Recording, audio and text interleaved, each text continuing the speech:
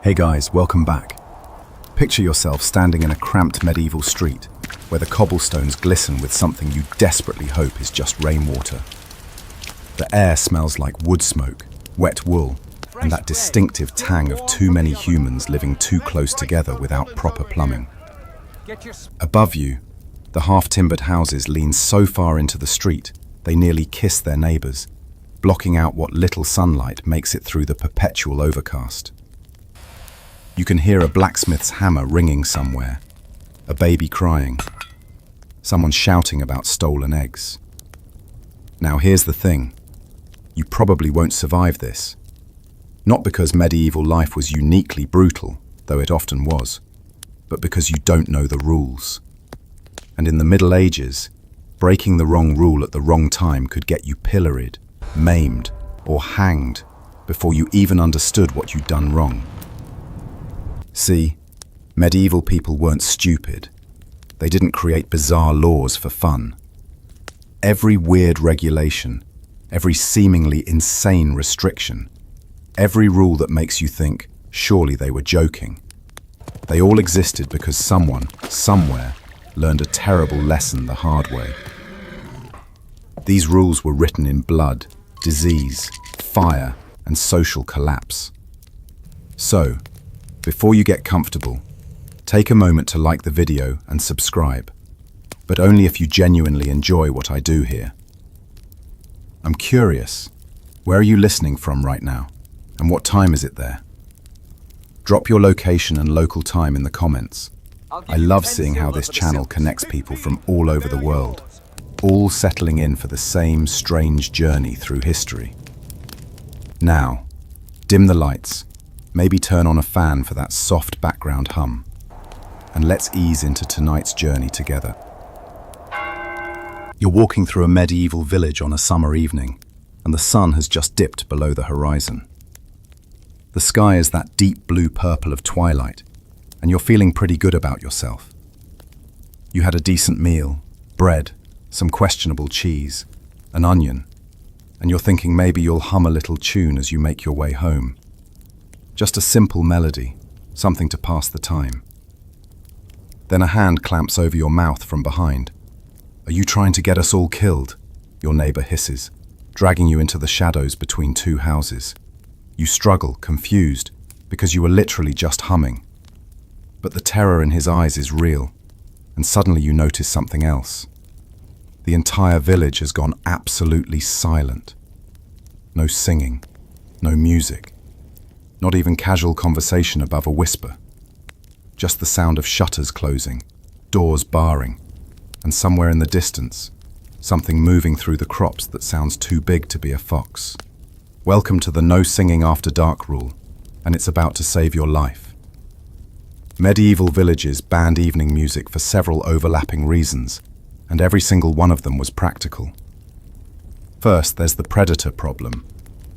You're living in an era when wolves still roam most of Europe in substantial packs. Brown bears haven't been hunted to extinction yet. In some regions, lynxes, wild boars, and other dangerous animals treat the edges of human settlements like an all-you-can-eat buffet. These animals hunt primarily at dusk and dawn. Noise attracts attention. Your cheerful tavern song? That's basically ringing a dinner bell for something with teeth designed to crack bone. But it's not just animals. Human predators were arguably worse. Bandits, raiders, deserters from various armies. They all preferred to work under cover of darkness, and they specifically targeted villages that seemed unaware or unprepared. A village full of people singing, laughing, and generally making noise was advertising itself as relaxed and off-guard. Silence, on the other hand, suggested vigilance. It suggested organization. It suggested that maybe this particular village wasn't worth the trouble. Remember, there's no police force, no emergency services, no 911. If raiders decide to hit your village tonight, your survival depends entirely on early warning and coordinated defense. Every person needs to be listening, actually listening, for the sound of horses, footsteps, or armor rattling in the darkness. You can't hear danger coming if someone's belting out a drinking song. Then there's the fire issue, which is somehow even more terrifying. Medieval villages were tinderboxes, wooden buildings, thatched roofs, open flames everywhere for cooking and light. A single house fire could consume an entire settlement in under an hour, and it happened constantly. Fires most often started at night when people were tired, drunk, or asleep. The singing ban was part of a broader evening protocol. When darkness fell, you damped down your fire, you stayed alert, and you absolutely did not get drunk and boisterous, because that's when someone knocks over a candle or forgets to properly bank the hearth. Historians still argue whether some regions also linked evening noise to supernatural beliefs, that singing after dark attracted malevolent spirits or fairy folk who might lead you astray. The line between practical superstition and genuine safety protocol was pretty blurry. But here's what we know for certain. Villages that enforced strict noise discipline after sunset had measurably better survival rates during both the raiding seasons and the winter months when fires were most dangerous. The rule was enforced through social pressure primarily. If you sang after dark and brought trouble to the village, whether wolf, bandit or flame, you'd be held accountable. In some regions, repeat offenders were banned from the village entirely, which was essentially a death sentence. You couldn't survive medieval life alone. So you stand there in the shadows, with your neighbor's hand still over your mouth, and you listen. You listen to the wind moving through the barley fields. You listen to the creak of trees. You listen to something large moving past the village boundary, something that snorts and grunts, and eventually moves on. Only when it's been silent for several minutes does your neighbor finally release you. After dark, we're prey, he whispers. Act like it. And suddenly the rule makes perfect sense. The medieval night wasn't romantic or peaceful. It was dangerous in ways modern people struggle to comprehend. Darkness meant vulnerability. Sound meant discovery. And survival meant knowing when to shut the hell up and listen for what's hunting you. You make it home without humming another note. Your throat is dry with suppressed terror, and you're already planning to follow the evening protocols more carefully tomorrow. You've learned the lesson every medieval person knew by heart. The night belongs to things with better teeth than you, and silence is the price of seeing sunrise. You're at the royal court. Don't ask how you got here, just roll with it. And you're wearing the most magnificent shoes you've ever seen. They're leather, beautifully dyed, and they have pointed toes. Not just pointed, we're talking points that extend a full 14 inches beyond your actual toes. They curve upward at the ends like elf shoes, designed by someone who lost a bet. They're called poulaines or krakows, and they're absolutely the height of fashion in the 14th century. They're also about to get you arrested. A royal official is walking through the court, measuring shoes. Yes, measuring. He's got a wooden ruler and a grim expression, and he's checking every single person's footwear against a legal standard. When he gets to you, he measures your ridiculous toe extensions, makes a note on a wax tablet, and signals to the guards. You're being fined, possibly imprisoned, and definitely losing those shoes, all because you violated sumptuary laws that strictly regulated shoe length based on social class. Welcome to medieval fashion police, where your footwear is a legal document. The shoe length laws emerged in the 13th and 14th centuries across Europe, but they were particularly strict in England and France. Here's the breakdown. Common people could wear shoes with points up to 6 inches. Merchants and gentlemen could go up to 12 inches. Only royalty and the highest nobility could wear the full, extravagant 2-foot extensions that required special chains attached to the knees just to keep the points from dragging. This seems insane until you understand what was actually at stake. Medieval society's entire structure depended on instant visual recognition of social hierarchy. You needed to be able to look at someone and immediately know whether you should bow, step aside, make eye contact, or speak. Class ambiguity was destabilizing. It created confusion about who had authority, who had legal privileges, who could be trusted with power. In a world without driver's licenses, business cards, or name tags, your clothing was your identification. Shoes were particularly important because they were visible even in crowds. In the muddy, crowded medieval street, you might not see someone's fancy embroidered tunic under their cloak, but you definitely see those absurd pointed shoes. They broadcast status from a distance, but then something dangerous happened. Fashion became affordable. Improvements in leatherworking, the growth of urban merchant classes, and increased trade meant that middle-class people could suddenly afford to dress like nobles. Merchants were commissioning shoes with longer and longer points. Craftsmen were wearing gilt trim. Successful tradesmen were draping themselves in furs that had previously been restricted to aristocracy. The visual language of class was breaking down. For the nobility, this wasn't just annoying, it was existential. The entire feudal system was justified by the theory that nobles were inherently superior, chosen by God, born to rule. But if a baker could look like a baron, how could you maintain that illusion?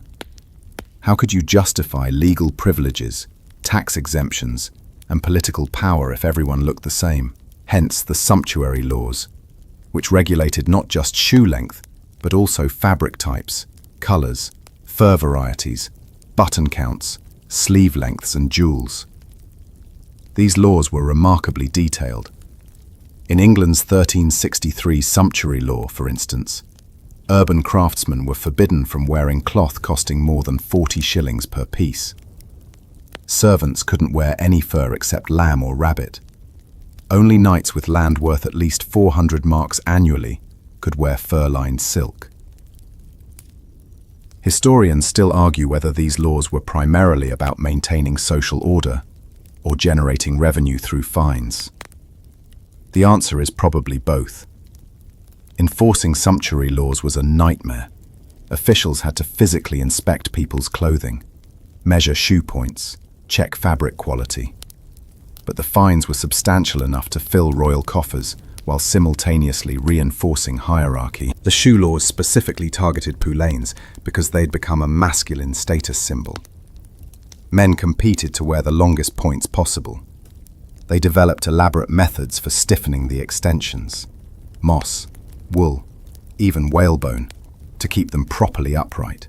Some historians suggest the extreme shoe points also had phallic implications, making them doubly important as displays of masculine status and power.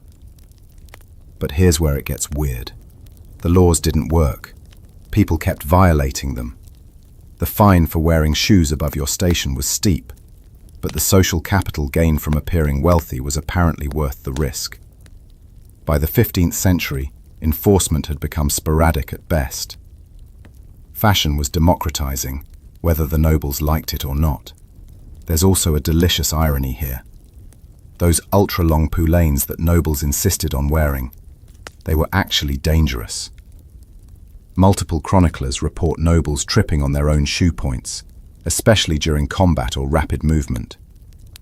There's a possibly apocryphal story about the French cavalry at the Battle of Sempak in 1386, being partially defeated because their ridiculous shoes prevented quick maneuvering. True or not, the image is perfect. An aristocracy literally hobbling itself to maintain fashion superiority.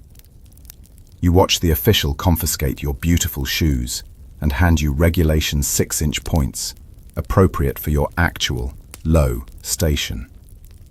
Your feet feel suddenly stumpy and humble. You've learned that in the Middle Ages, even your toes had to know their place in the social order. And somewhere, a shoemaker is getting rich selling illegal poulains to social climbers who think the risk is worth it. Because humans will always prioritize looking good over following stupid rules, even when those rules are backed by royal authority and the threat of prison.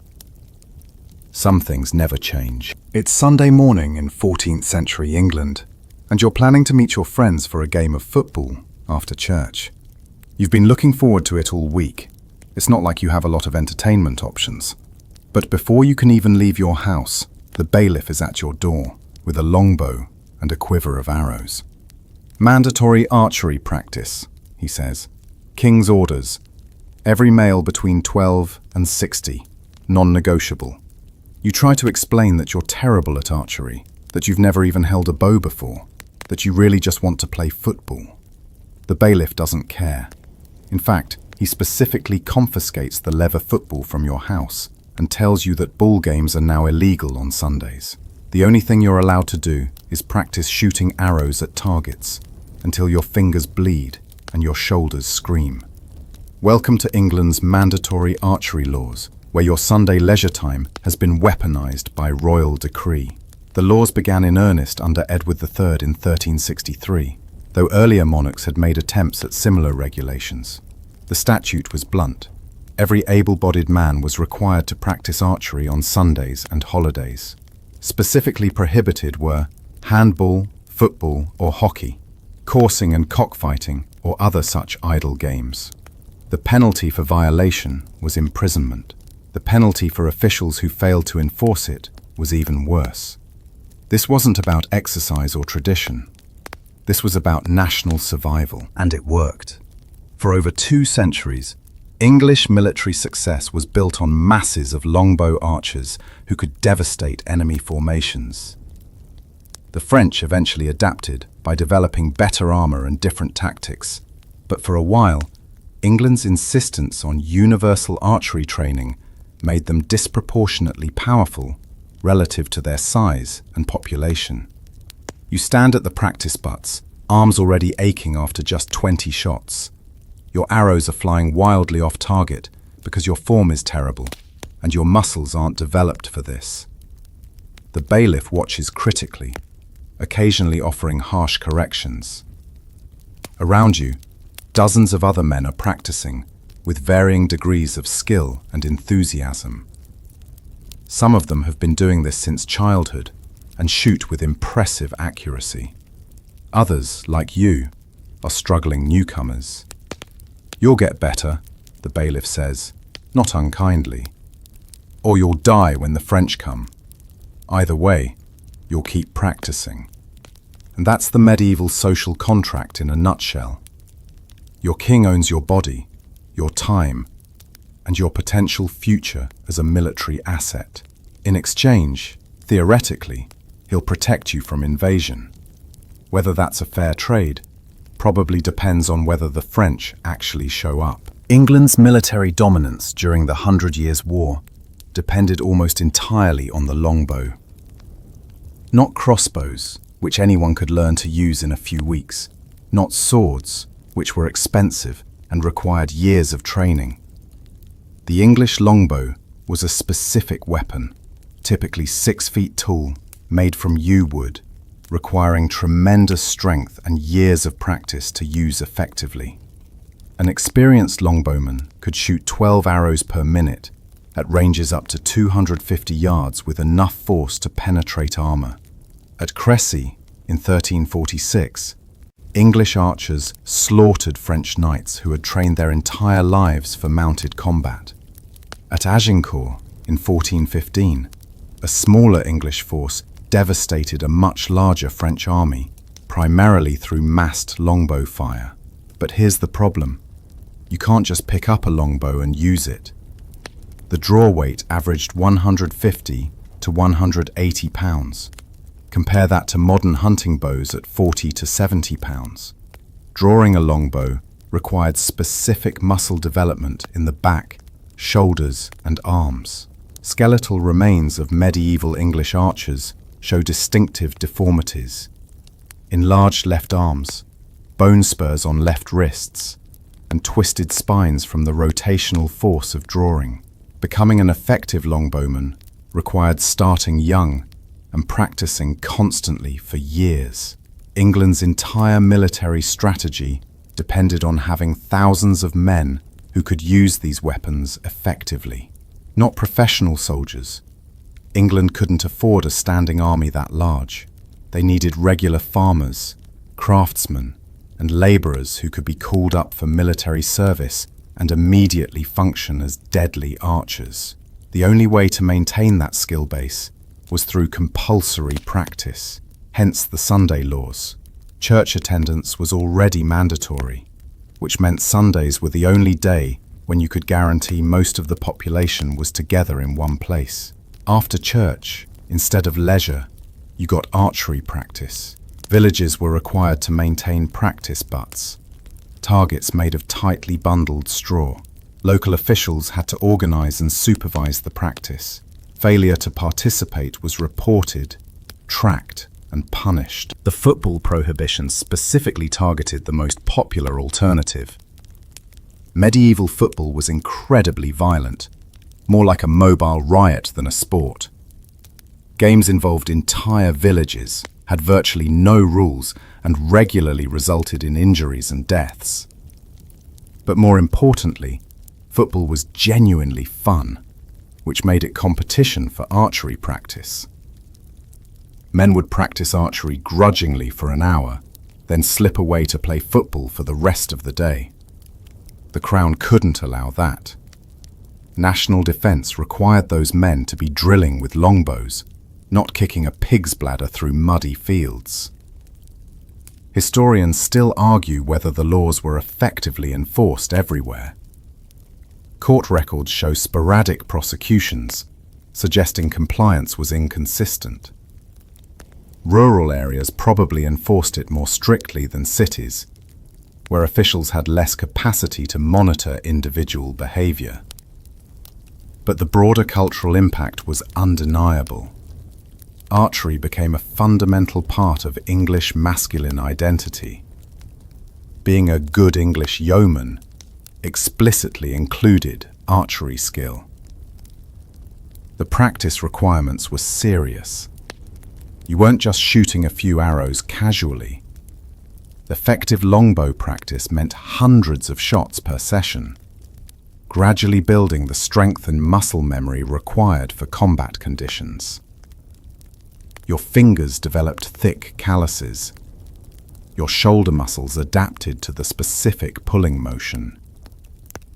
You learned to instinctively calculate distance, wind, and trajectory.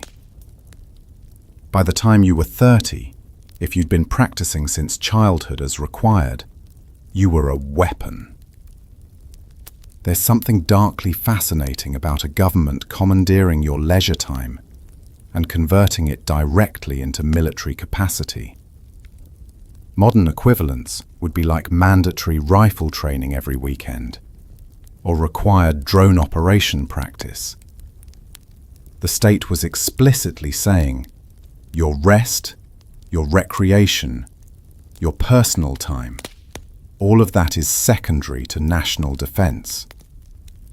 You are a military resource first, a person second. You've just been elected ale taster for your village. Congratulations. You're now responsible for quality control of the single most important beverage in medieval life. You're thinking this might be a pretty good gig. Drinking beer for a living sounds amazing, right? Then they explain your actual job.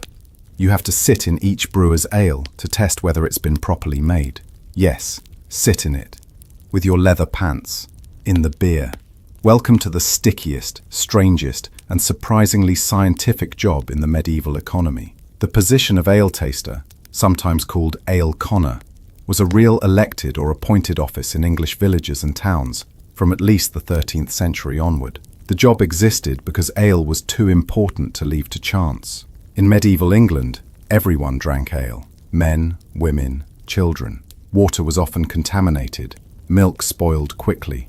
Wine was expensive and mostly imported. Ale was calories, hydration, and mild nutrition, all in one relatively safe package. A typical person might drink a gallon or more per day, though the alcohol content was usually lower than modern beer, around 2 to 4%. But here's the problem. Brewing was decentralized and mostly done by women, alewives, in their homes as a side business. There were no ingredient standards, no quality controls, no health inspections. An unscrupulous brewer could cut corners in dangerous ways, using contaminated water, adding fillers, underboiling the mixture, or selling ale that had gone sour or moldy. Bad ale could make people sick. Really bad ale could kill people, especially children and the elderly. The ale taster's job was to test each batch before it could be sold publicly, and the sitting in beer method actually worked. Here's the science. Properly brewed ale requires adequate sugar conversion and complete fermentation. If a brewer cheated by adding insufficient malt or stopping fermentation early, the ale would retain excess sugars. The sitting test exploited this. The ale taster would wear leather breeches, pour some ale onto a wooden bench, and sit in it for 30 minutes or so. Accounts vary on the exact duration. When he stood up, if his leather pants stuck to the bench, the ale was too sugary and therefore improperly made. The brewer would be fined, and the batch couldn't be sold. If his pants didn't stick, the ale passed inspection. It sounds ridiculous, but it's actually brilliant, low-tech biochemistry. The residual sugars in poorly made ale would make it sticky, the medieval equivalent of spilling soda on a countertop. Properly fermented ale, with sugars converted to alcohol, wouldn't be sticky. The ale taster's leather pants became a functional testing instrument. But the job wasn't just about sitting in beer. Ale tasters also checked for proper measures. Brewers had to sell ale in standard volumes at regulated prices. The ale taster would verify that a gallon was actually a gallon, and that the price matched the official assize, regulated rate. Ingredient quality. They'd look for signs of adulteration, foreign substances added to stretch the batch or disguise poor quality. Common adulterants included wood ash, berries, or various herbs. Some were harmless, others were toxic. Freshness. Ale didn't keep well. Without hops, which came into widespread use later, English ale would sour within a few days. The ale taster had to confirm that ale being sold was fresh enough to be safe. The position carried real authority. Ale tasters could levy fines, confiscate bad batches, and even shut down repeat offenders. In some jurisdictions, they were part of the manorial court system. Their decisions could make or break a household's supplementary income, since many families depended on occasional ale sales to make ends meet. Historians still argue whether the sitting test was universally used or if it was just one method among many. Some scholars suggest it might have been more symbolic than practical in some regions, a ritualistic demonstration of testing rather than a genuine diagnostic tool. But enough period sources mention it specifically, and enough legal records reference ale tasters performing the assay, that it definitely happened with some regularity. The job also had a social dimension. In small medieval villages, everyone knew everyone. The ale taster had to balance rigorous enforcement with community relationships. Being too strict made you unpopular. Being too lenient endangered public health and undermined the whole system. It required political savvy and a thick skin. And yes, people made jokes. Medieval humor was earthy and direct. A man who spent his days sitting in beer and then going home sticky and fermented was absolutely the target of ribbing. The job paid a small stipend or received ale as payment, but it wasn't lucrative. It was a civic duty more than a career. There's something endearing about this approach to quality control. Instead of complex chemistry or expensive equipment, medieval people developed a practical, physical test that anyone could understand and verify. The ale taster's wet pants were transparent evidence. You couldn't fake the results. Either your pants stuck to the bench or they didn't. You lower yourself gingerly onto the bench where ale has been poured, feeling the cold liquids seep through your leather pants. It's deeply uncomfortable and faintly absurd. You sit there for what feels like forever while the alewife watches nervously, and neighbors gather to observe the official test. When you finally stand, there's a slight sucking sound as your pants release from the bench. "Too much sugar," you announce. "This batch doesn't meet standard. You'll need to reformulate before selling." The alewife argues, of course. She swears she followed the proper process, but the evidence is literally stuck to your arse, and the law is clear. She'll have to dump this batch or use it for her own household, but she can't sell it. She's upset, but she also knows you're protecting the village from potentially dangerous ale. Next time, she'll be more careful with her fermentation, You walk home with sticky, beer-soaked pants, wondering if civic responsibility is always this uncomfortable. But you've also just prevented possibly dozens of people from getting sick. In a world without medical care, without antibiotics, without even basic germ theory, preventing illness is literally life-saving work. The ale taster's job was weird, sticky, and occasionally humiliating. It was also essential, practical, and a surprisingly clever example of medieval problem-solving. Sometimes the best technology is just a patient person willing to sit in beer and report what happens. You're strolling through medieval Paris on a pleasant autumn morning in the year 1131, and the first thing that hits you is the smell. Not just any smell. We're talking about a concentrated assault of human waste, rotting garbage, and pig excrement that makes your eyes water and your throat close. The streets aren't paved. They're dirt paths churned into a thick, greasy mud composed of substances you don't want to identify. And everywhere, absolutely everywhere, are pigs. They're rooting through garbage piles. They're sleeping in doorways. They're fighting each other in the middle of the street. Medieval Paris is, essentially, a giant free-range pig farm where humans happen to also live. The pigs serve as living garbage disposals, eating the waste that residents throw directly into the streets. It's a system that would make a modern health inspector weep, but it's been working, sort of, for generations. Then, on October 13th, 1131, everything changes in the worst possible way. Prince Philip, the heir to the French throne and son of King Louis VI, is riding his horse through the streets when a pig suddenly darts out from an alley. The horse startles, rears, and throws the prince. Philip strikes his head on a stone. He dies from the injuries, and suddenly those convenient garbage-eating pigs become public enemy number one.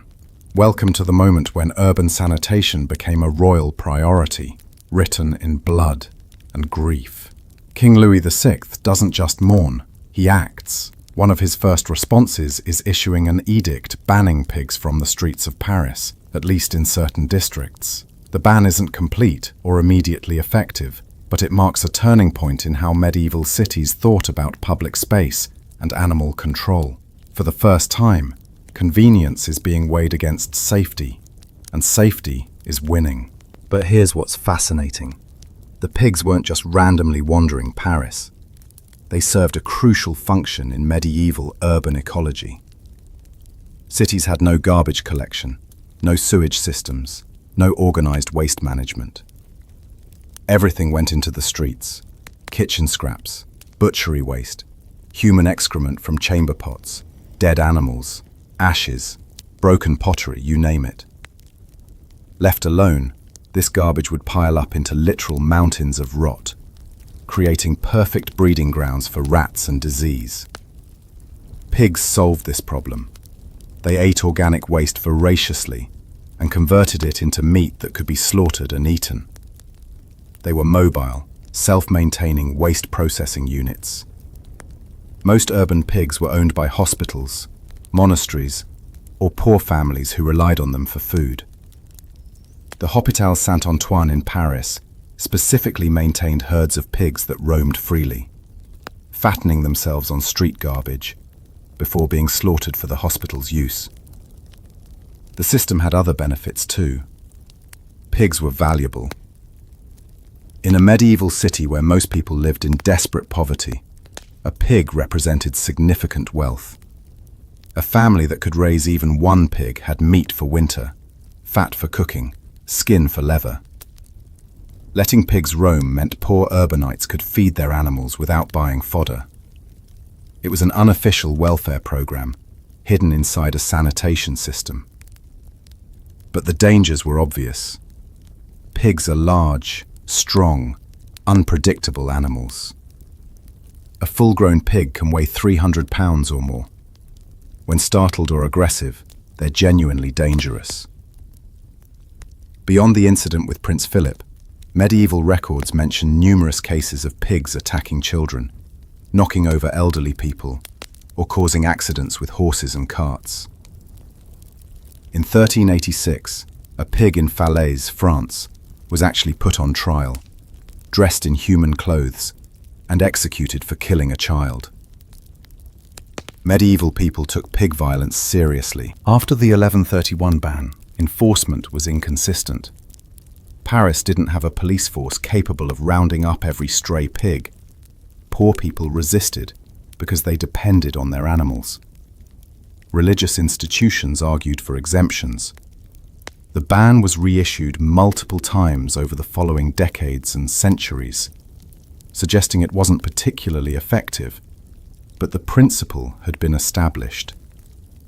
Urban space could be regulated, animal access could be restricted, and public safety could trump traditional practices. Other cities followed Paris's example, though with varying levels of success. London enacted pig restrictions in the 12th and 13th centuries. Italian cities developed similar rules. The pattern was always the same. Public health concern, or a dramatic incident, would lead to strict regulations. Enforcement would be vigorous for a while, then gradually fade as people returned to old habits, and eventually, another crisis would renew the cycle.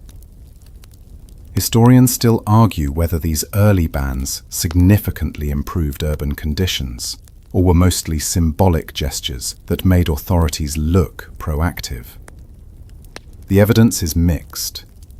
Pigs definitely decreased in central urban areas over time, but they persisted in poorer neighborhoods and suburbs for centuries. As late as the 19th century, pigs were still common in some European city districts. What's clear is that the Prince Philip incident crystallized a broader tension in medieval urbanism. How do you manage density? Cities were growing rapidly in the 12th and 13th centuries. More people meant more waste, more animals, more chaos.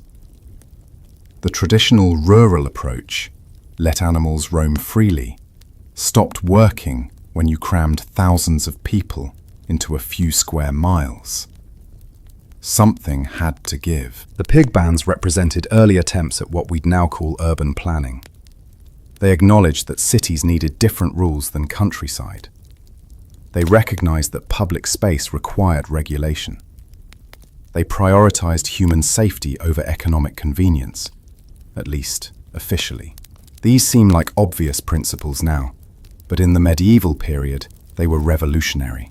There's also a grim class dimension here. Prince Philip's death mattered because he was royalty. But pigs had been injuring and occasionally killing common people for years, without prompting legislative action. It took an aristocratic casualty to make pig control a priority. The rule protected everyone, but it was only created when the elite felt personally threatened. You watch as a group of officials tries to round up a particularly stubborn pig from a narrow alley. The pig is having none of it. It charges, scatters the men, and trots away triumphantly, leaving them covered in mud and cursing.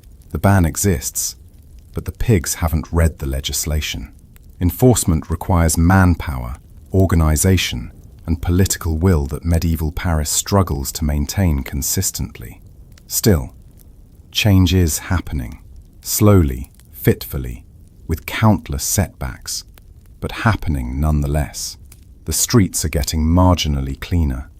Fewer pigs mean less organic waste is being processed, which means people have to think about garbage disposal differently. Some districts start organizing communal waste collection. Others dig cesspits. It's primitive by modern standards, but it's progress, and all because one pig startled one horse and killed one prince on one autumn day. Sometimes, history pivots on moments that seem almost comically random, but once you understand the context, the overcrowding, the filth, the struggling infrastructure, the pig ban makes perfect sense. It was a society trying to adapt to urban density, with the limited tools and understanding available. Medieval cities were experiments in human organization. and many of those experiments failed messily. But occasionally, even a tragedy could prompt useful change. The pigs of Paris probably didn't appreciate the difference, but the humans gradually, slowly learned to build cities that didn't require livestock in every street. You've just baked bread for sale in the medieval marketplace, and you're feeling pretty good about it. The loaves look decent, they smell fine, and you're ready to make a little money to feed your family. Then the bread inspector arrives, with his balance scale and official weights. He selects one of your loaves at random, places it on the scale, and watches the needle carefully. Your stomach drops as the scale shows your loaf weighs 11 ounces. The legal requirement is 12 ounces. You're 1 ounce short. Before you can explain, apologize, or run, the inspector is motioning to his assistants. Within minutes, you're being marched to the pillory in the center of the marketplace. Your hands and head are locked into the wooden frame. Your offense, the weight of your bread, is written on a sign and hung around your neck. And there, suspended from your neck for all to see, is the offending loaf itself. You're going to spend the next several hours on public display, while every person you know walks past and judges you. Welcome to the assize of bread, where baking is regulated with terrifying precision. The Assize of Bread and Ale was a set of English regulations dating back to at least 1266, though similar rules existed throughout medieval Europe. The regulations were remarkably detailed, specifying exactly how much bread you should receive for a penny based on the current price of wheat. As grain prices fluctuated with harvests, the weight of the penny loaf would adjust accordingly, but the price stayed fixed at 1 penny. This meant bakers absorbed the risk of price changes. They couldn't charge more when wheat was expensive. They just had to make smaller loaves. The system was designed to protect consumers from price gouging during famines or shortages. When people are starving, bakers might be tempted to make bread smaller and smaller while charging the same price. The assize prevented this by making the weight-to-price ratio a legal requirement. Every baker's loaf was subject to random inspection, and the penalties for violation were harsh and public. Historians still argue whether the assize actually helped poor people or just created another regulatory burden that drove up bread prices. Some evidence suggests bakers simply factored enforcement costs and risk into their business models, making bread more expensive overall. Other sources indicate the regulations genuinely prevented exploitation during shortages. The truth probably varied by region, time period, and local enforcement patterns. What's undeniable is that medieval people took food regulations seriously, in ways modern Western societies sometimes struggle to understand. When most people live one bad harvest away from starvation, food isn't just a commodity. It's the difference between survival and death. Cheating on bread weight wasn't a victimless crime or a minor fraud. It was an attack on community survival. You stand in the pillory as the sun climbs higher and the marketplace fills with people. Some point and laugh. Others look at you with pity or contempt. A few shake their heads sadly. They know how hard it is to bake consistent loaves, and they suspect you weren't trying to cheat, just got unlucky. Children throw rotten vegetables, which was apparently acceptable as part of the punishment ritual. The offending loaf swings from your neck, a constant reminder of your failure. Your hands are going numb from the awkward position. Your neck aches from supporting your head in the wooden frame. Your back screams from being forced to bend forward. And you're thinking about how you're going to explain this to your wife, how you're going to recover the lost income from the hours you're losing here, how you're going to face your neighbors after this public humiliation. But you're also learning. Next time, if there is a next time, you'll add that extra ounce. You'll build in more margin. You'll check your loaves multiple times before bringing them to market. The system is teaching you through pain and shame, which is honestly how most medieval education worked. No gentle corrections, no second chances, just immediate and public consequences that everyone witnesses. The pillory wasn't just punishment, it was communication. Medieval people couldn't read official proclamations or understand complex legal theory, but they could absolutely understand the message when their neighbour was locked in public stocks with a loaf of underweight bread hanging from his neck. The spectacle taught everyone. Bakers who cheat will be humiliated. Don't try it. But here's what makes the assize particularly brutal. Baking consistent loaves was genuinely difficult with medieval technology. You had no precise measuring equipment, no standardized ingredients, no controlled ovens. Flour quality varied wildly. Yeast performance was unpredictable. Oven temperatures were essentially guesswork based on experience. Water absorption changed with humidity. Every loaf was slightly different. Bakers tried to compensate by baking loaves slightly heavier than required. The baker's dozen tradition of giving 13 items when 12 were ordered comes from this practice. If you consistently baked 13 ounces when 12 were required, you had a buffer against natural variation. But that extra ounce represented a real cost in flour and ingredients. Poor bakers, operating on thin margins, might try to cut closer to the legal minimum, hoping inspectors wouldn't check them, or that natural variation would work in their favor. Sometimes it didn't. The inspectors were called ale conners or bread weighers depending on the jurisdiction, and they took their jobs seriously. They carried official weights, certified by the Crown or local lord. They performed random spot checks at markets, bakeries, and sometimes even door to door. Finding violations brought them fees or fines as compensation, which created a financial incentive for thorough enforcement. This also meant inspectors were sometimes corrupt, demanding bribes to overlook violations, or fabricating violations to collect penalties. The penalties escalated with repeat offences. First violation might be a fine or brief pillory time. Second violation meant longer public humiliation, possibly with physical punishment like flogging. Third violation could result in forfeiture of your oven, effectively ending your baking business. In extreme cases, chronic offenders were banned from baking entirely, which in a society where most people specialized in one trade meant potential destitution. Why was this taken so seriously? Because bread was literally survival. It provided the majority of calories for most medieval people.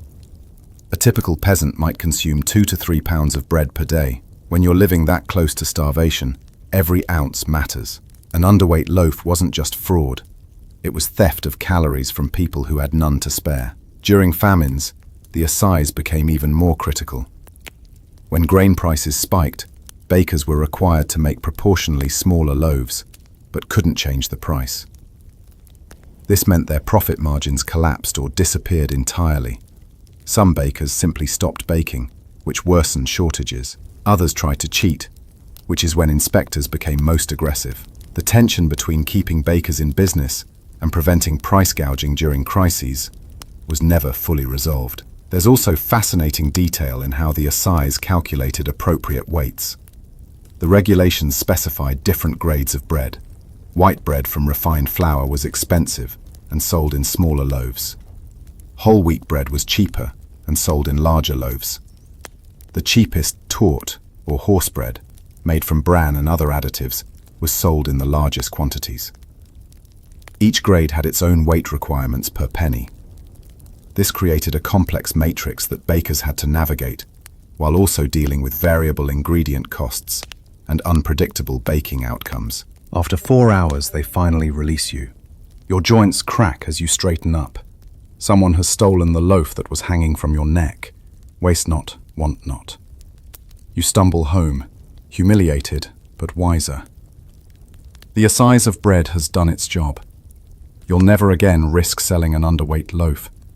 And everyone who saw you in the pillory received the same message.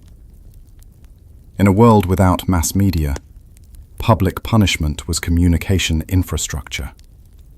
Your suffering taught 100 other bakers to be more careful. It reminded consumers that protections existed and were enforced.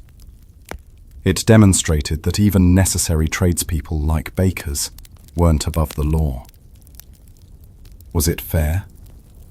By modern standards, absolutely not. But fairness wasn't the point. Survival was the point.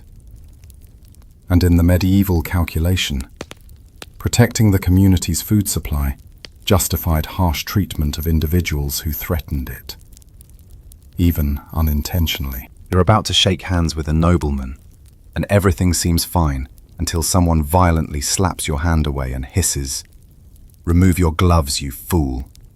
Do you want to die?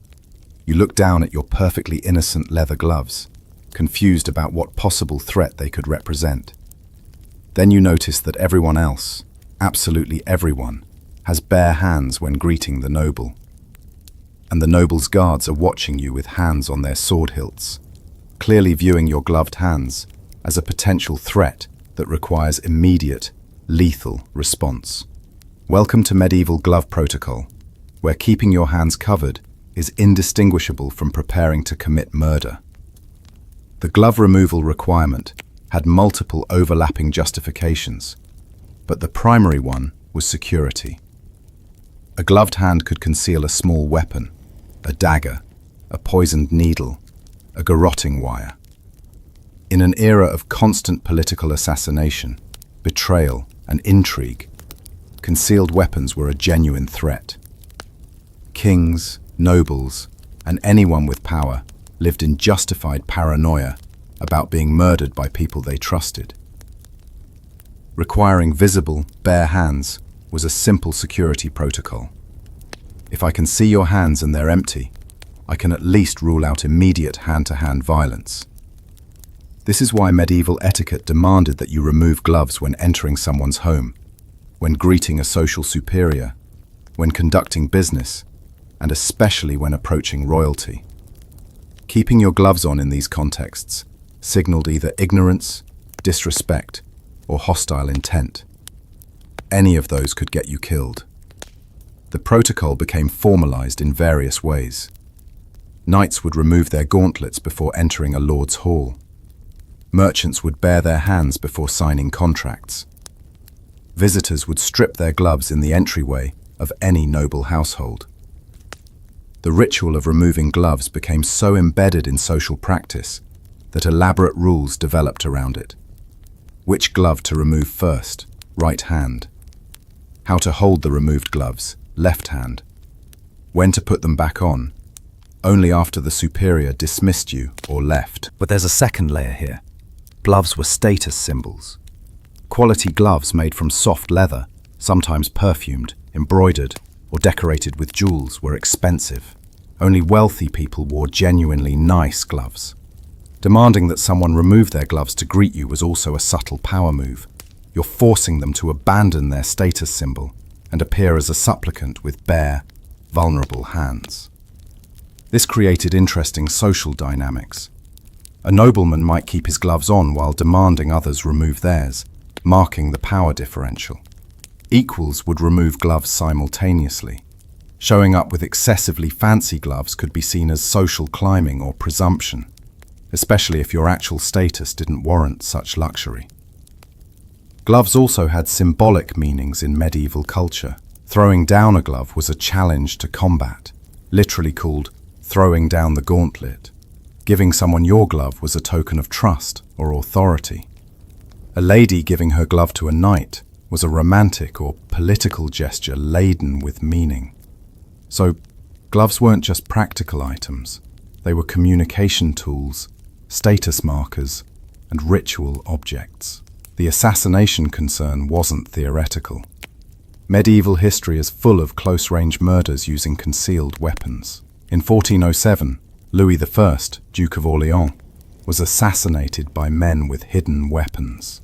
In 1538, there was an attempted assassination of James V of Scotland, involving concealed daggers. Poisoning via rings, needles, or glove powder was a recurring fear. Possibly exaggerated, but based on enough real incidents to maintain paranoia. Glove powder poisoning specifically worried people.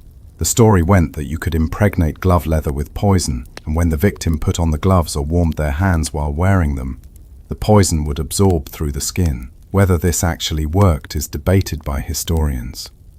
Most poisons aren't effectively absorbed through intact skin, but the belief was widespread enough to influence behavior. Some nobles refused to accept gloves as gifts unless they came from absolutely trusted sources. The most famous alleged glove poisoning involves Catherine de' Medici in 16th century France, though this is likely legend rather than history. The story claims she sent poisoned, perfumed gloves to enemies, killing them through skin absorption. No solid evidence supports this, but it became part of popular belief about Italian political treachery and added to the general paranoia about gloves. Historians still argue whether glove protocols were primarily about security or about reinforcing social hierarchy through ritual submission. The answer is probably both. Medieval society loved finding ways to make social status visible and enforceable. If a security measure also happened to require subordinates to perform submissive gestures to superiors, that was a bonus feature, not a bug. Enforcement was mostly social and situational. If you forgot to remove your gloves, you might be corrected, politely, harshly, or violently, depending on the circumstances and your relationship to the offended party. Keeping gloves on deliberately could be interpreted as an insult, requiring formal response, possibly even violence. Medieval honor culture took perceived slights seriously. There were exceptions and complications. In cold weather, people might be granted leeway. During certain ceremonies, gloved hands were required for specific ritual purposes. Bishops wore liturgical gloves during Mass. Women's glove etiquette differed from men's in complex ways that varied by region and period. As always with medieval culture, the rules were detailed, context-dependent, and enforced unevenly. The practical result was that people became hyper-aware of their hands and their covering. You developed automatic habits. Approaching someone important, hands bare. Signing a contract, hands bare. Entering a church or hall, hands bare. The ritual became so ingrained that even when the security justification faded, the etiquette persisted into modern times. We still sometimes remove hats or gloves in formal situations without really knowing why. It's medieval security theatre that outlived its original purpose. You quickly strip off your gloves and stuff them into your belt, exposing your bare hands in a gesture of vulnerability and submission. The nobleman nods, satisfied, and extends his hand for the greeting. You clasp hands, skin to skin, no barriers, no concealment. It's oddly intimate, in a way that modern handshakes aren't. You can feel his calluses, his temperature, his grip strength. This physical directness is part of the point. Medieval culture was less concerned with personal space and more focused on reading people through direct physical interaction. The guards relax fractionally, hands moving away from sword hilts. You've followed protocol. You've demonstrated that you're not an immediate threat. You've submitted to the social hierarchy by baring your hands first. All of this communicated in a simple gesture that took 3 seconds. And you make a mental note. In the Middle Ages, even your gloves are political. Everything is political. Every gesture, every item of clothing, every social interaction carries multiple layers of meaning, threat assessment, and status negotiation. There's no such thing as neutral, casual behavior. You're always performing, always being evaluated, always one mistake away from offense or danger. The paranoia embedded in glove protocol reveals something essential about medieval life. Trust was scarce and fragile. In a world where legal protections were weak, where violence was common, where political power was personal and often deadly. People developed elaborate social technologies for managing threat. Glove removal was one small piece of a comprehensive system for navigating danger that included everything from seating arrangements to gift-giving protocols to the specific language used in greetings. Modern people sometimes romanticize medieval culture as simpler or more straightforward. It was neither. It was a complex, high-stakes social environment where reading signals correctly could mean the difference between advancement and execution. And something as simple as keeping your gloves on could mark you as either ignorant, rude, or murderous, none of which were particularly healthy for your long-term survival. You're settling in for the evening in your medieval home, a modest structure with wooden walls, a thatched roof, and a central hearth where a fire crackles cheerfully. It's winter, it's cold, and that fire is the only thing standing between you and hypothermia. You're thinking about maybe staying up a little while longer, perhaps doing some mending by firelight, or just enjoying the warmth. Then the church bell rings. Not the regular bells that mark prayer times. This is the curfew bell, couvre-feu in French, literally cover fire. And when that bell rings, you have maybe 15 minutes to extinguish or bank every flame in your house. Not reduce them, not leave them smouldering cheerfully. Extinguish them. Cover your hearth with a metal or ceramic curfew dome to smother the coals. Blow out every candle. Make your home dark and cold. If you don't comply, and if your house catches fire and spreads to your neighbors, you're not just liable for damages, you could be executed.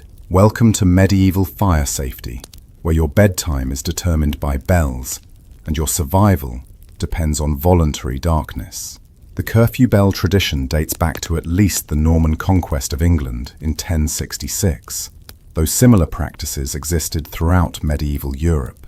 William the Conqueror is often credited with formalizing the system in England, though the practice was probably already common.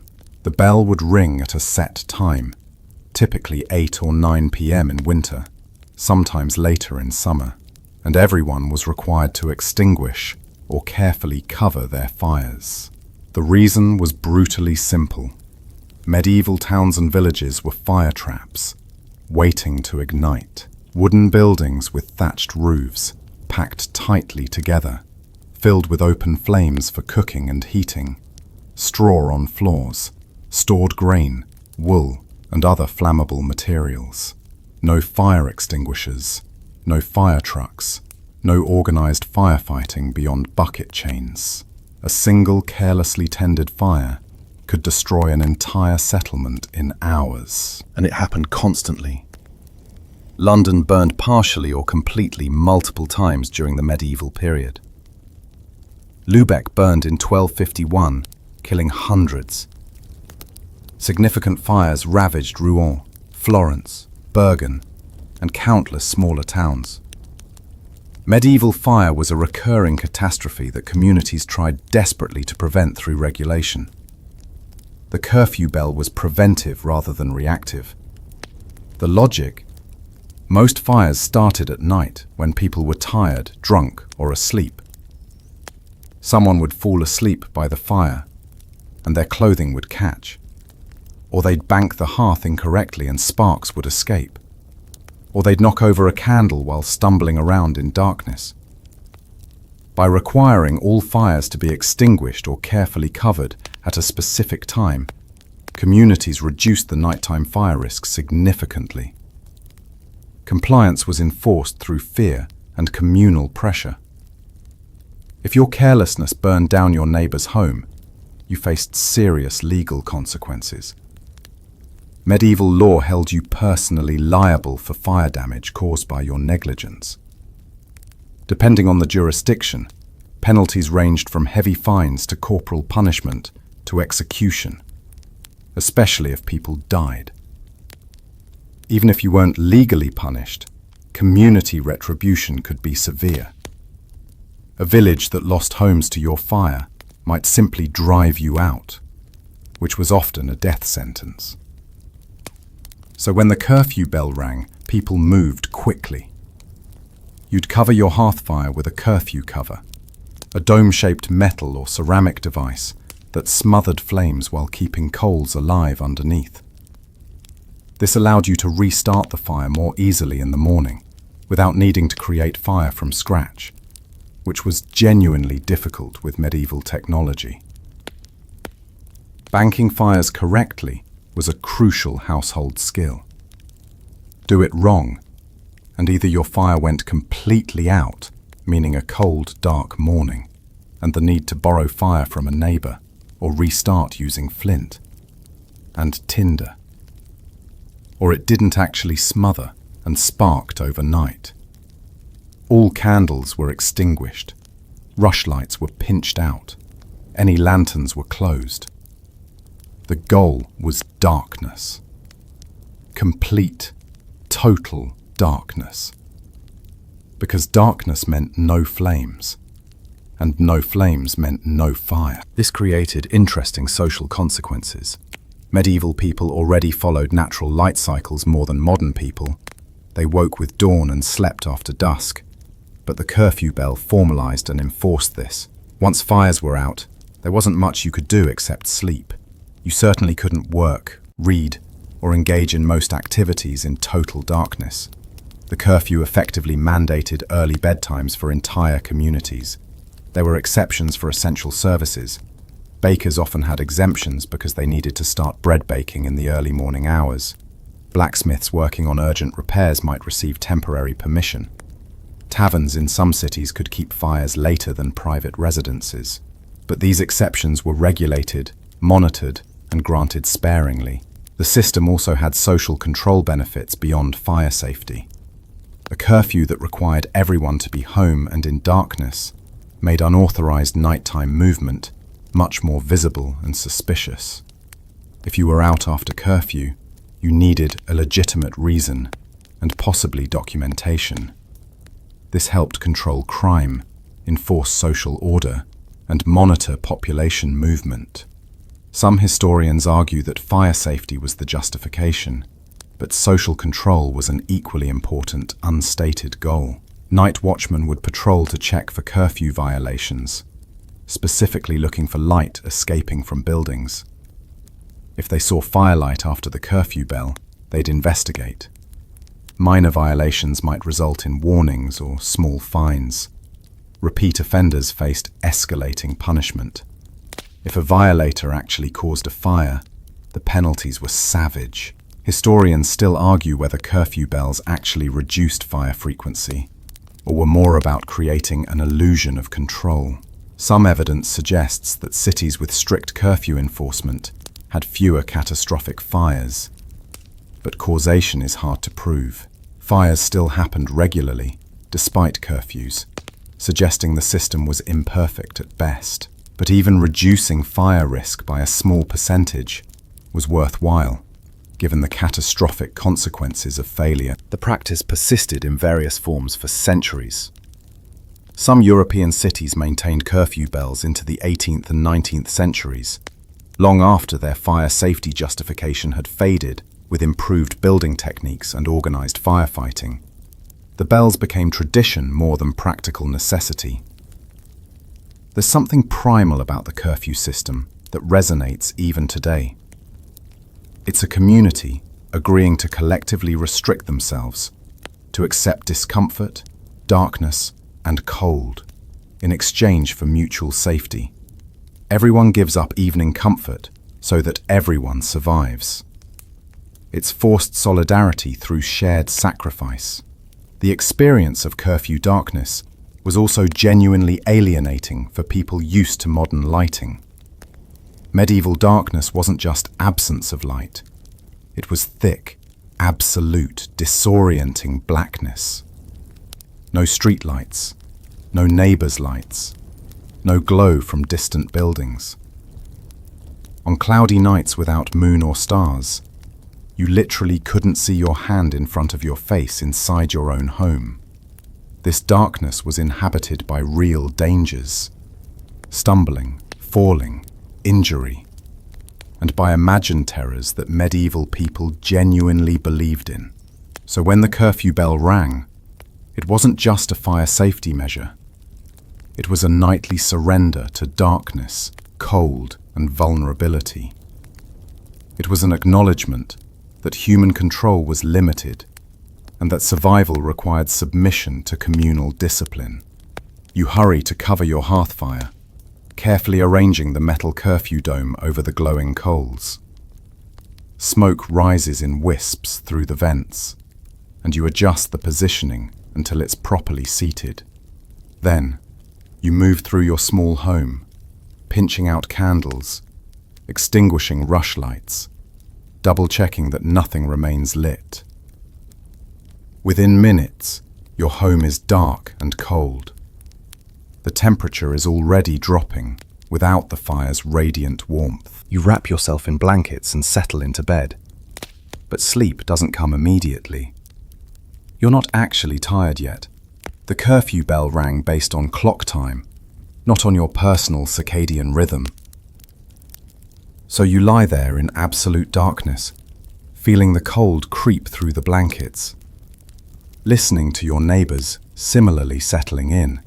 Someone coughs. A baby cries briefly.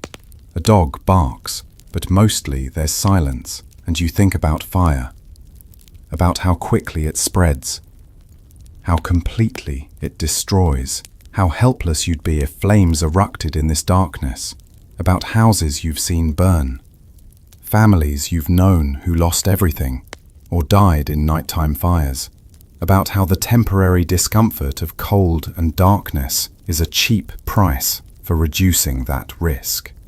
The curfew bell was medieval people choosing safety over comfort, community survival over individual convenience. It was imperfect, often resented, inconsistently enforced, and probably less effective than authorities claimed. But it represented a social contract. We agree to restrict ourselves because uncontrolled fire threatens us all. Modern fire safety is technological. Sprinklers, alarms, fire-resistant materials, emergency services.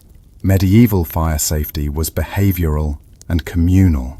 They couldn't make buildings less flammable, so they tried to make people more careful. The curfew bell was a daily reminder that your actions affected everyone, and that surviving medieval life required constant vigilance and collective discipline. As you finally drift towards sleep in the cold darkness, you hear a sound that makes your eyes snap open. Someone nearby is still awake and moving around. You hear the creak of floorboards, the muffled sounds of activity, and you wonder, did they properly extinguish their fires? Are they risking everyone through carelessness or defiance? Should you report them to the night watch? This is life under curfew. Communal safety creates communal surveillance. Everyone monitors everyone else, because one person's mistake can kill dozens. Privacy becomes secondary to survival, and trust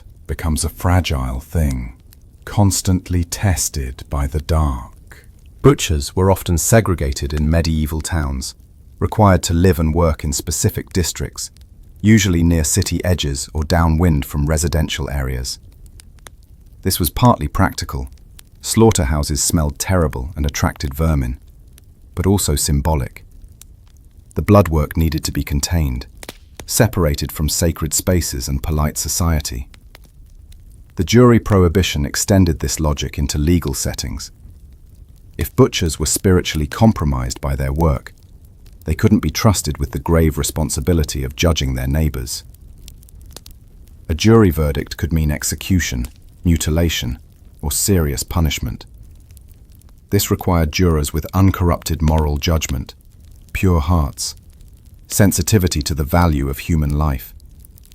Butchers, by definition, lacked these qualities because their profession required precisely the opposite: routinized killing, comfort with blood, efficiency in death. Historians still argue whether this prohibition was widely enforced or more theoretical than practical. Court records show instances where butchers were explicitly excluded from jury pools, but also cases where they seem to have served. Rural areas with smaller populations probably couldn't afford to exclude an entire profession from jury duty. Urban areas with larger, more specialized populations could be more selective. The prohibition wasn't unique to butchers. Other professions faced jury restrictions in various jurisdictions. Tanners, who worked with dead animal skins, executioners, obviously, and in some places, grave diggers, or anyone else whose work involved frequent contact with death. The pattern was consistent. Professions associated with killing, death, or moral impurity were viewed as incompatible with judicial responsibility.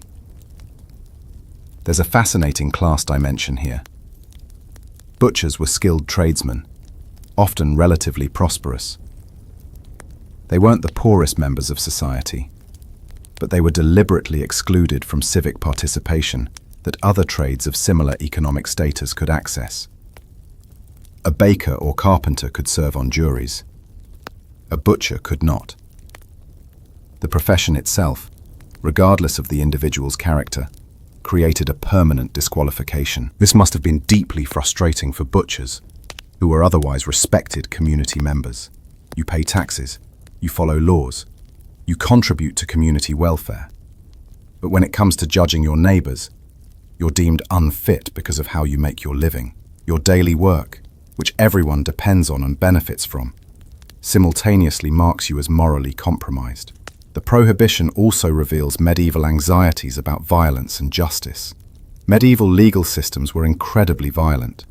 Executions, mutilations, public torture were common punishments.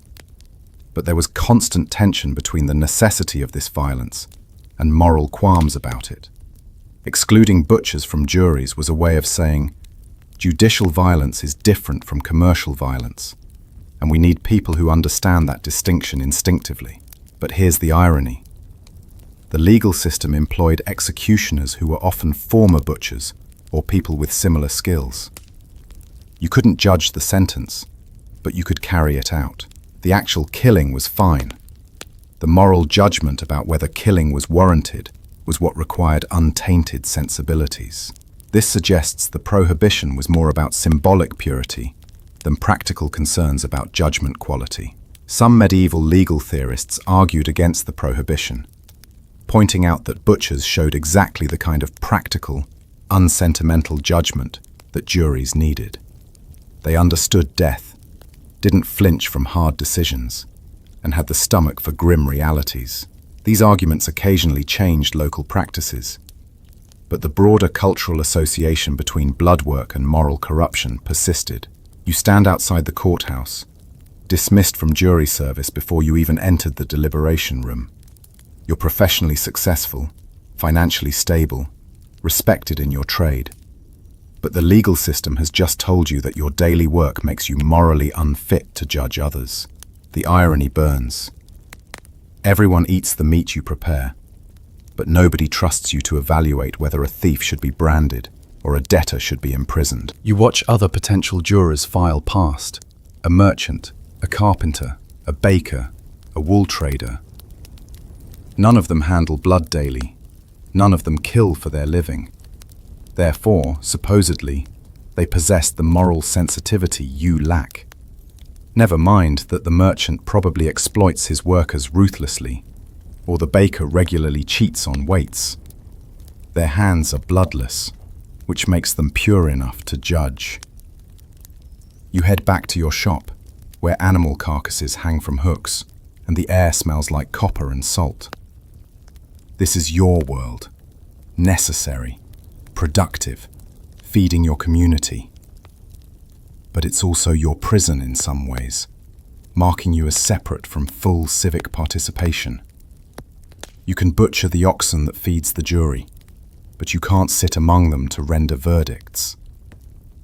The prohibition on butchers serving on juries was medieval society trying to maintain distinctions between different types of violence and different types of judgment.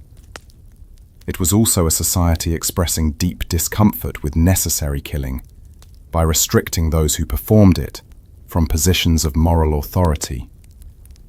The logic was circular and somewhat unfair, but it reflected genuine medieval struggles with reconciling practical necessity and spiritual ideals. Modern legal systems don't exclude professions from jury service based on spiritual concerns about blood work. We've decided that butchers, surgeons and others whose work involves violence or death can still exercise sound moral judgment. But medieval people were working with different assumptions about how profession shaped character and how spiritual purity related to legal authority. Your hands may be stained with animal blood, but your judgment is probably as sound as anyone's. The medieval legal system disagreed, and there's nothing you can do except accept the restriction and get back to work. Someone has to feed this town, even if feeding it means permanent exclusion from judging it. You're a butcher in medieval England, and you've just been called for jury duty. You arrive at the courthouse ready to serve, only to be immediately dismissed. The judge takes one look at your profession, makes a note, and tells you that butchers cannot serve on juries. Not for this case, for any case. Your profession has disqualified you from participating in the justice system. The reason? Your daily work with blood and death has corrupted your moral judgment.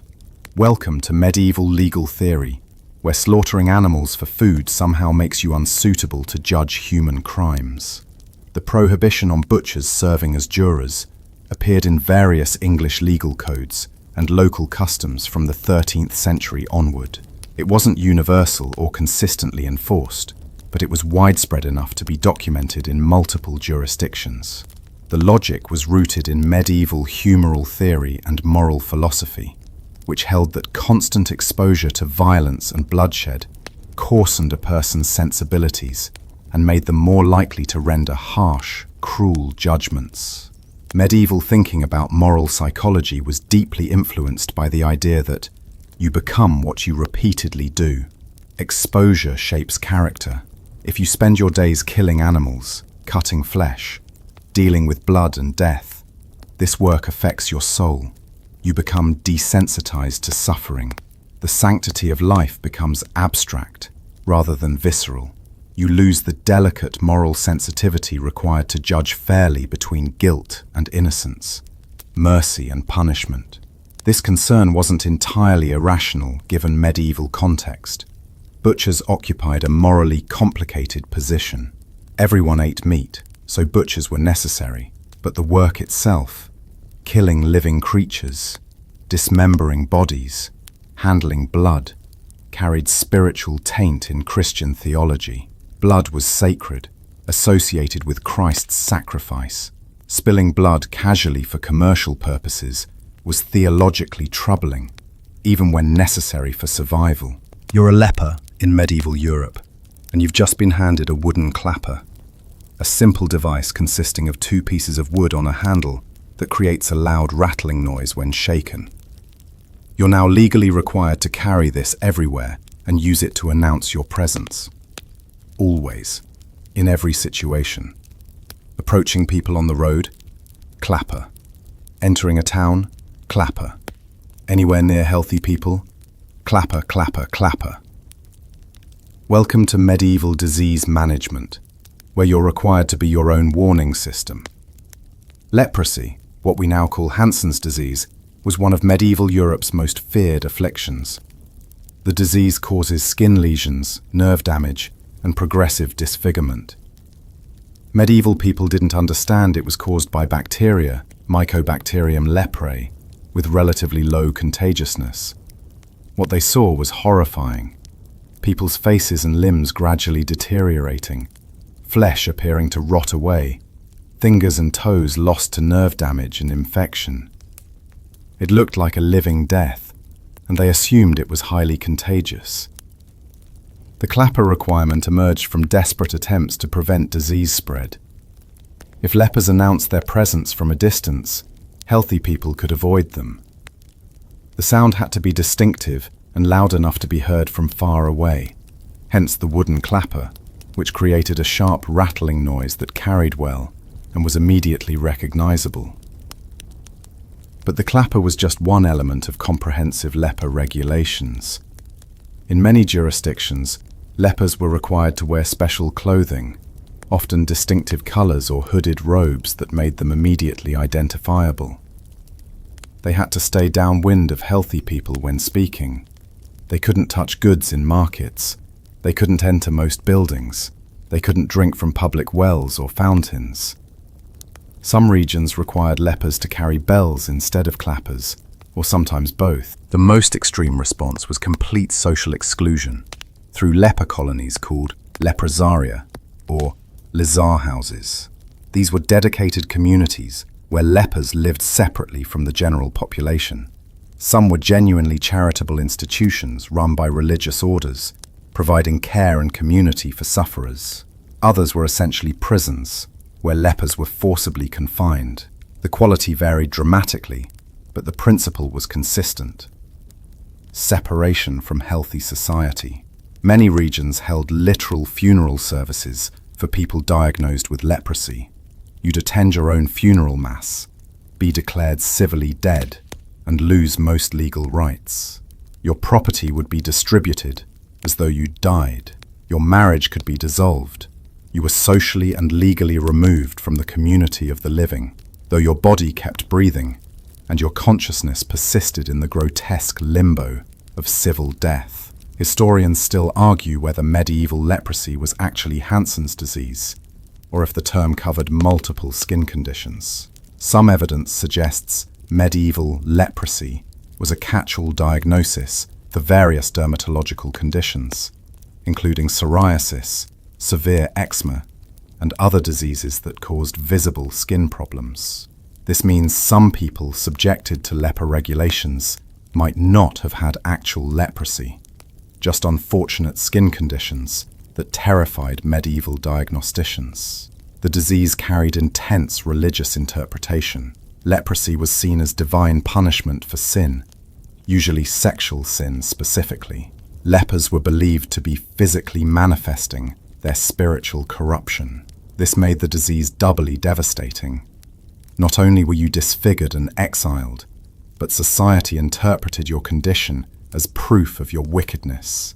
You were simultaneously victim and villain, suffering from disease while being blamed for causing it through your own moral failures. But here's what complicates the narrative.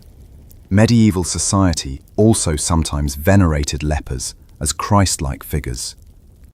Jesus had touched and healed lepers, and Christian theology emphasized caring for the sick as spiritual duty. Some saints were famous for kissing lepers' wounds or washing their sores. There was theological tension between viewing lepers as disgusting sinners and as holy sufferers whose care demonstrated Christian charity. This created bizarre social dynamics. Lepers were excluded and feared, but also objects of religious devotion. Wealthy people would leave money to leprosaria in their wills, as acts of charity that earned spiritual merit. Saints would seek out lepers to demonstrate humility, but actual day-to-day treatment of lepers was usually harsh, fearful, and exclusionary. The clapper became a symbol of this exclusion. It announced not just physical presence, but social status. Here comes someone you should avoid, someone diseased, someone dangerous, someone cast out. The sound marked the boundary between the healthy community and the contaminated individual. Every time you used it, you reinforced your own outsider status. Enforcement varied by location and time period. Some regions had leper wardens who monitored compliance with regulations. Others relied on community enforcement. People would report lepers who didn't use clappers or who violated exclusion rules. Penalties for non-compliance range from fines to physical punishment to forced confinement in leprosaria. The psychological toll must have been crushing. Imagine having to announce your own disgrace everywhere you go. Imagine seeing people flee at the sound of your clapper. Imagine children running away in fear. Markets closing their stalls when you approach. Roads clearing as you pass. You're not just sick. You're required to perform your sickness constantly. To mark yourself as other. To participate actively in your own social exclusion. Some lepers formed their own communities and support networks, finding solidarity with others who shared their condition. These communities developed their own customs, hierarchies, and even occupations. Some lepers became beggars as their only viable economic option. Others found work in specific trades that didn't require direct contact with healthy people, but they remained fundamentally outside normal society, living in the margins, announced by clappers and bells. You stand at the edge of a medieval village, clapper in hand, preparing to enter to beg for food or charity. You shake the clapper as required, and the sound cuts through the morning air. Instantly, you see shutters close. People hurry indoors. A mother grabs her child and pulls him away from the street. The baker, who was arranging bread in his window, quickly pulls everything inside and slams the shutters closed. This is your daily reality now. The clapper announces your approach, and the world contracts away from you. You're not invisible. Quite the opposite. You're hyper-visible, marked, announced, impossible to ignore. But you're also untouchable, avoided, feared. The clapper creates a moving bubble of exclusion around you wherever you go. You make your way to the church, still clattering your wooden announcement of disease and social death. The church is one of the few places you're technically still allowed to enter, though you must stand in a designated area, separate from the healthy congregation, usually in the back, or in a special leper's squint, a small opening in the wall that allows you to observe the service without contaminating the sacred space. A priest eventually emerges and places a small amount of bread and coins on the ground at a safe distance. You approach, collect them, carefully not touching anything he's touched, and retreat. No words are exchanged. The transaction is mechanical, charitable, but cold. You're being sustained, technically, but not welcomed. You're an object of duty, not fellowship. The bread will feed you today. Tomorrow you'll return, clapper in hand, to announce your presence and collect whatever charity is available. This is your life now, an endless cycle of announcement, avoidance, minimal sustenance, and crushing loneliness. The clapper has become an extension of your body, the sound of your existence, the rhythm of your exclusion. Medieval leper regulations were cruel but reflected genuine terror of contagion in a world without effective medicine. The clapper requirement forced lepers to participate in their own marginalization, but it also theoretically gave them some access to society rather than complete imprisonment. It was a compromise between total exclusion and dangerous integration. Neither humane nor entirely inhuman, just pragmatically medieval in its calculation of competing needs and fears. You shake your clapper and move on to the next village, announcing your approach to people who will flee from the sound, living your announced life on the margins of a society that needs you gone, but can't quite bring itself to kill you outright. The clapper rattles, the world recoils, and somehow, you survive another day in the space between life and social death. You're a wool merchant in 14th century England, and you've just had your entire inventory seized by royal inspectors. Not because the wool is low quality, it's excellent wool. Not because you failed to pay taxes, you're current on all fees. Your wool has been confiscated because it doesn't meet the standardized measurements established by the assize of cloth. And standardization is apparently more important than your financial survival. Welcome to medieval quality control, where your economic livelihood depends on fabric measuring exactly the right number of inches, and the king's inspectors are very, very serious about it. The assize of cloth was a series of English regulations dating back to at least 1196, though it was expanded and refined throughout the medieval period. The statutes specified exact dimensions for different types of cloth: how wide, how long, what weight per yard. These weren't suggestions, they were legal requirements, enforced through inspections, fines, and confiscation. For example, regulations might specify that a standard broadcloth had to be exactly 2 yards wide and 24 yards long when fully stretched and measured. Worsted cloth had different specifications. Different grades of wool had different requirements. The regulations created a comprehensive taxonomy of textile measurements that every producer and merchant had to follow precisely. The reasoning was economic and imperial.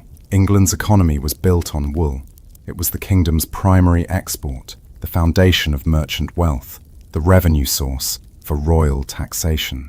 English woolen cloth were famous across Europe for quality, and that reputation had to be protected. Standardization ensured that English broadcloth meant the same thing whether you bought it in London, Bruges, or Florence.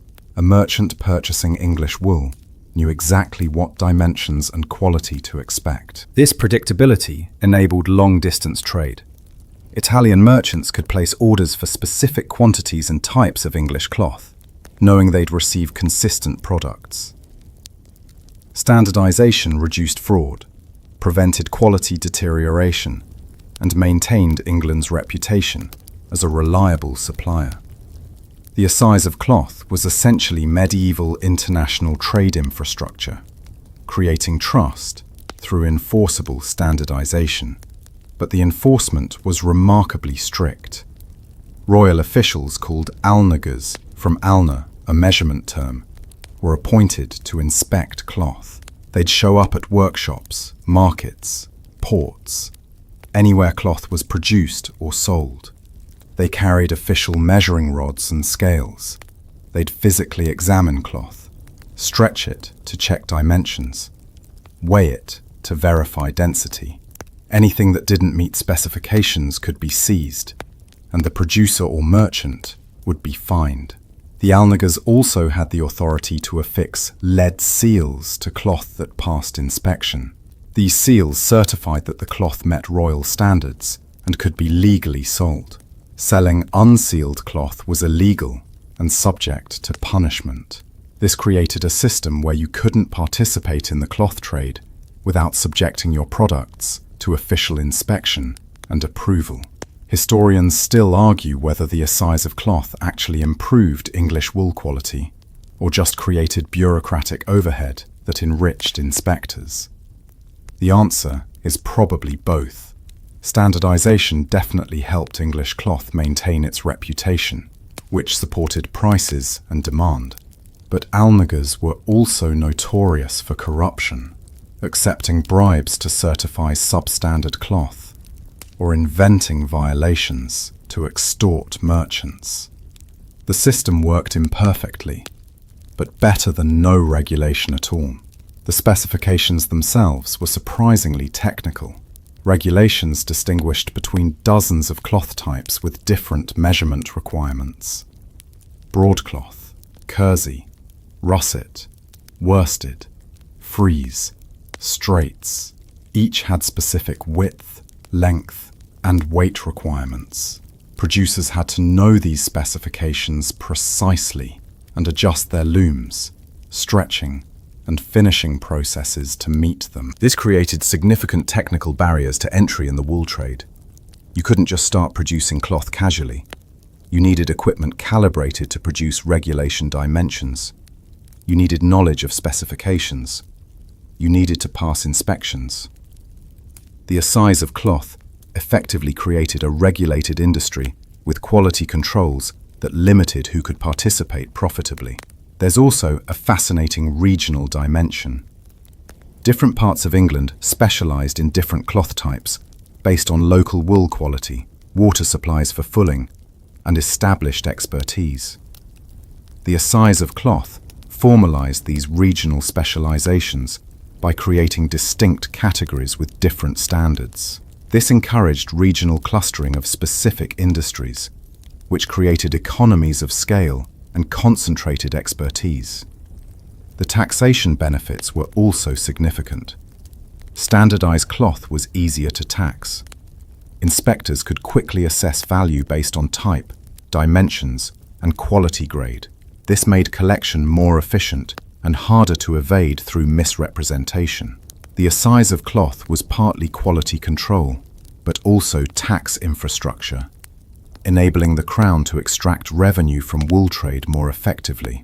Enforcement became stricter during periods when the Crown needed revenue, essentially using the assize as an excuse to inspect and fine merchants, generating income through regulatory enforcement. During more stable periods, enforcement was laxer, and non-standard cloth circulated more freely. The system expanded and contracted based on political and fiscal needs. You stand in your warehouse, watching royal inspectors measure your wool with their official rods. You know your cloth is good quality. You've been producing it for 20 years, and your reputation is excellent. But one batch has come out slightly under the required width. You try to explain that it's a new apprentice's error, that the wool itself is premium quality, that the difference is barely noticeable. The inspectors don't care. The standard is the standard. They confiscate the non-compliant batch, hundreds of yards of cloth representing weeks of work and significant investment. You're fined on top of the confiscation. You watch them mark the seized cloth for Crown appropriation, which means it'll probably be sold at auction and you'll receive nothing. Your apprentice is devastated, knowing his error has cost the workshop dearly. But you also understand the larger logic. England's wool trade depends on reputation. That reputation depends on consistency. Consistency requires enforcement. If everyone gets exceptions for honest mistakes, the standards erode, quality varies, and international merchants lose confidence. Your loss is the price of systemic reliability. You return to your workshop and gather your workers. You explain the situation, emphasize the importance of precision, adjust training procedures to prevent future errors. You can't afford another confiscation. The margins in wool trade are tight enough that repeated violations would bankrupt you. The assize of cloth is non-negotiable. You either meet the standards or you exit the industry. Over the following weeks, you implement new quality checks, invest in better measurement tools, and personally inspect every batch before it leaves the workshop. The initial loss hurts, but your subsequent production passes inspection consistently. Your cloth bears the Alnagar's seal, certifying royal standard compliance. Buyers trust that seal. It's worth the hassle, the cost, the stress. The assize of cloth was medieval England's most successful industrial regulation, creating standardization that enabled international trade, protecting quality that maintained premium pricing, and generating tax revenue that funded royal operations. It was bureaucratic, sometimes corrupt, and harsh on individual producers who made errors. It was also effective at building England's wool economy into a European powerhouse that lasted for centuries. Your confiscated cloth taught you a painful lesson about medieval commerce. Reputation is everything. Standardization protects reputation, and royal inspectors care more about measurements than excuses. In a world without brands, trademarks, or quality certifications beyond physical inspection, the assize of cloth created trust through enforceable standards. Your 2-yard width isn't just a measurement, it's a promise to buyers across Europe that English cloth means what it says. And that promise is worth confiscating your inventory to maintain. You're a medieval peasant, standing at the edge of a forest absolutely teeming with game. Deer browse between the trees, wild boar root in the undergrowth, rabbits hop across clearings, birds nest in every branch. It's a paradise of protein, enough meat to feed your family for months. You're hungry, genuinely, constantly hungry, in the way that medieval peasants lived with as their baseline state. Your children are hungry. Your elderly parents are wasting away from inadequate nutrition. And all that game might as well be on the moon. because if you kill and eat a single deer, you'll be hanged. Welcome to medieval forest law, where starvation, next to abundance, was legally mandated and violently enforced. The Norman conquest of England in 1066 brought forest law, a legal system that reserved vast territories and all the game within them for royal hunting. Forests weren't just wooded areas, they were legal designations that could include farmland, villages, and pastures. Being within a royal forest meant subjection to special laws that prioritized the king's hunting pleasure over local residents' survival. The restrictions were comprehensive and draconian. Peasants living within forest boundaries couldn't hunt deer, boar, or other beasts of the chase. They couldn't kill smaller game like rabbits without permission. They couldn't cut trees for building or fuel without licenses. They couldn't clear land for farming. They couldn't graze livestock in certain areas. Essentially, they were living inside the king's private game reserve, and their needs were irrelevant compared to preserving royal hunting opportunities. The penalties were savage. Killing a deer could mean death, mutilation, blinding, or huge fines that impoverished families for generations. Even minor violations, taking fallen wood, hunting rabbits, letting pigs forage, carried serious punishments. Special forest courts administered these laws, and they were notoriously harsh and corrupt. Forest officials could extract bribes, invent violations, and terrorize local populations with minimal oversight. William the Conqueror allegedly loved hunting so much that he evicted entire villages to create forest reserves. The New Forest in Hampshire was created by displacing settlements and villages, essentially prioritizing deer habitat over human habitation. Chroniclers claimed William valued deer more than people, which was probably accurate. The forests were sacred spaces, dedicated to aristocratic recreation, and human need was subordinate to animal preservation. Historians still argue about how extensively forest law was enforced and whether the legendary severity matches historical reality. Some evidence suggests the worst penalties were threatened more often than imposed, and that many peasants poached successfully without punishment. Other sources document brutal enforcement that destroyed lives over killed rabbits. The reality probably varied by region, time period, and how much the local nobility cared about enforcement. But the psychological impact was undeniable. You're living surrounded by food you cannot eat. You're watching game that could feed your family while your children's bellies distend from hunger. The forest law created a particular kind of injustice. Not scarcity, but artificial abundance made inaccessible through legal violence. The deer weren't scarce, they were reserved. The protein existed, you just weren't allowed to have it. This created the context for the Robin Hood legends and hundreds of similar folk tales about righteous poachers. The outlaw who steals the king's deer and feeds the poor becomes a hero because he's violating an unjust law everyone resents. Poaching wasn't just crime, it was resistance. Taking a deer was simultaneously survival, rebellion, and justice. The forest law also had environmental consequences. Deer populations exploded in some areas because hunting was reserved exclusively for nobility. Overpopulated deer damaged crops, and peasants couldn't kill them to protect their fields. The artificial preservation of game for sporting purposes created ecological imbalances that harmed agricultural productivity. There were elaborate rules about who could hunt what, where, and when. The king had absolute rights to all game. Nobles with special grants could hunt certain species in designated areas. Everyone else could hunt nothing of significance. The social hierarchy was inscribed directly onto the landscape through hunting rights. Your access to game precisely reflected your social rank. Some peasants were granted limited exceptions. Warreners could trap rabbits with permission. Licensed woodsmen could take fallen timber. But these exceptions were tightly controlled. required payments or service, and could be revoked arbitrarily. They were privileges, not rights, emphasizing that forest resources belonged to the crown, and commoners existed by sufferance. The economics were staggeringly unfair.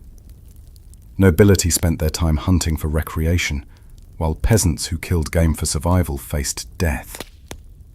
The king's pleasure in pursuing deer was legally more valuable than dozens of peasant lives and livelihoods. This wasn't even about economic value.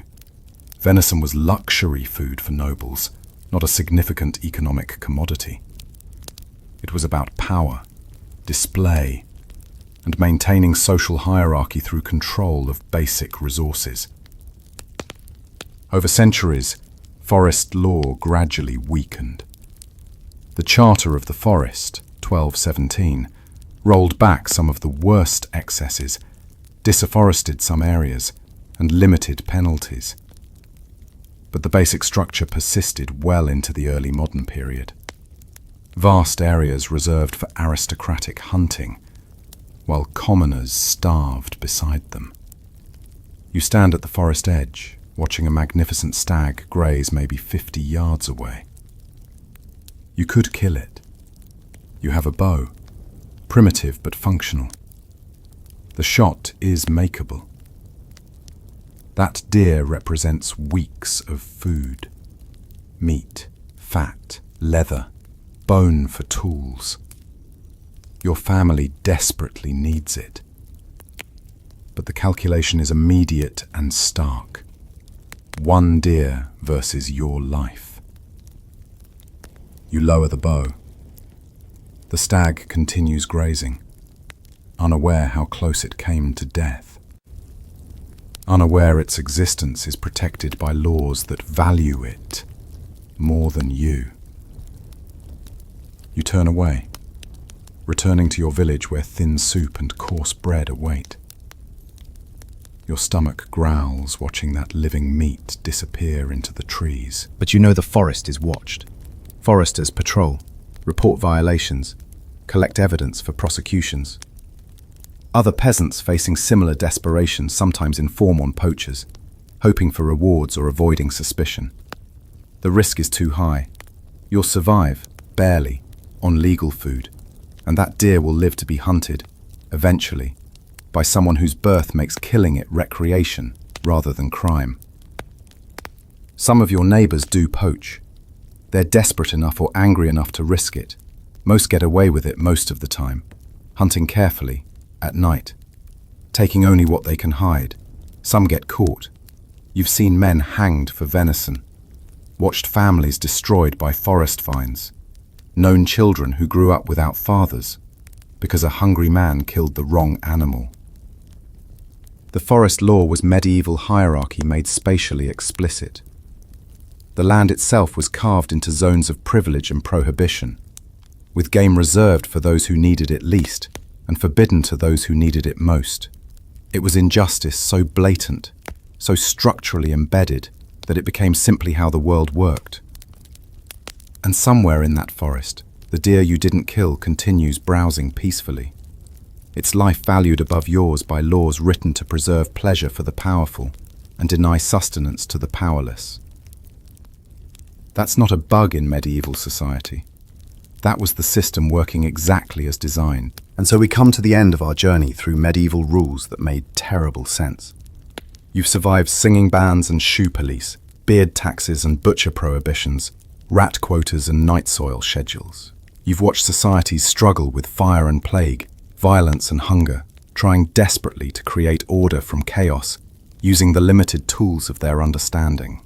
These rules weren't arbitrary madness. They were rational responses to genuine problems, shaped by the constraints of medieval knowledge and technology. When you don't understand germ theory, you manage plague through rat-catching quotas. When you can't build fireproof structures, you mandate curfew bells. When you lack forensic science, you let God judge through boiling water.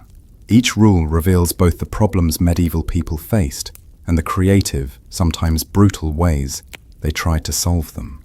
The medieval world was a place where survival required constant vigilance, where comfort was scarce and danger abundant, where communal discipline often meant the difference between collective survival and collapse. The rules reflected this reality. Harsh because life was harsh, strict because margins for error were tiny, cruel because kindness was a luxury few could afford. But there's something almost comforting about understanding these rules now, from the safety of modern distance. You're lying in a world with antibiotics and fire departments, sewage systems, and reliable food supplies. The dangers that medieval people faced daily, fire, plague, starvation, violence, are largely managed by invisible infrastructure you benefit from without thinking about. You don't need to sit in beer to test its quality, or catch rats to prove your civic responsibility, or announce your diseases with clappers.